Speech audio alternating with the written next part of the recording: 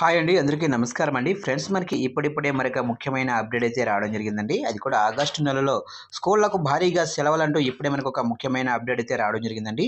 అయితే ఇందుకు సంబంధించిన పూర్తి వివరాలైతే మన వీడియోలో తెలుసుకుందామండి. అంటే ఆగస్టు నెలలో స్కూళ్ళకు ఏ రోజులు సెలవులుంటాయి ఏంటనేది క్లారిటీగా తెలుసుకుందామండి. వీడియో మాత్రం ఎక్కడ స్కిప్ చేయకుండా చూడండి ఫ్రెండ్స్. అప్పుడే మనకి పూర్తి సమాచారం అయితే తెలుస్తుంది.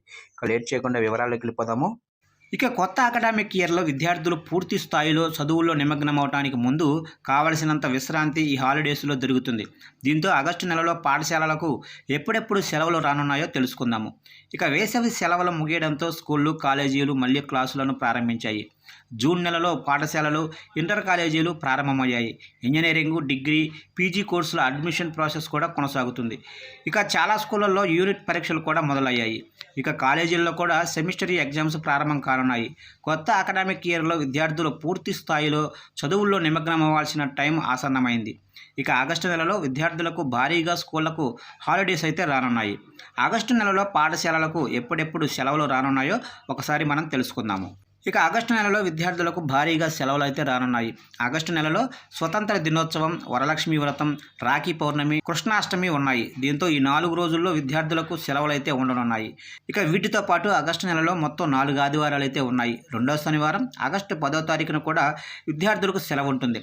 ఇక వీటన్నిటినీ కలిపితే ఆగస్టు నెలలో విద్యార్థులకు మొత్తం 9 రోజులు సెలవులు అయితే రానున్నాయి. ఇక ఆగస్టు 15వ తారీఖున స్వతంత్ర దినోత్సవం, పబ్లిక్ హాలిడే ఉంటుంది. ఇక ఆగస్టు 16వ తారీఖున వరలక్ష్మి వ్రతం. తెలుగు రాష్ట్రాల్లో వరలక్ష్మి వ్రతానికి స్కూలు హాలిడే ఉంటుంది. ఇక 19వ తారీఖున రాఖీ బంధనం ఉంది. అంతేకాకుండా ఆగస్టు 26వ తారీఖున శ్రీకృష్ణ జన్మాష్టమి ఉంది. ఈ రోజు కూడా సెలవు అయితే ఉంటుంది. అయితే వేరువేరు పాఠశాలలు వేరువేరు హాలిడే షెడ్యూల్స్ కలిగి ఉంటాయి. అయితే కొన్నింటికి ప్రతి వారం 2 రోజులు సెలవులు అయితే ఉంటాయి. మరికొన్నింటికి తక్కువ సెలవులు అయితే ఉంటాయి. ఇక ప్లే గ్రూప్ స్కూళ్లకు మరిన్ని సెలవులు అయితే ఉండవచ్చు. ఇక ఆగస్టు 4వ శనివారం కూడా కొన్ని స్కూళ్లకు సెలవు ఉండవచ్చు.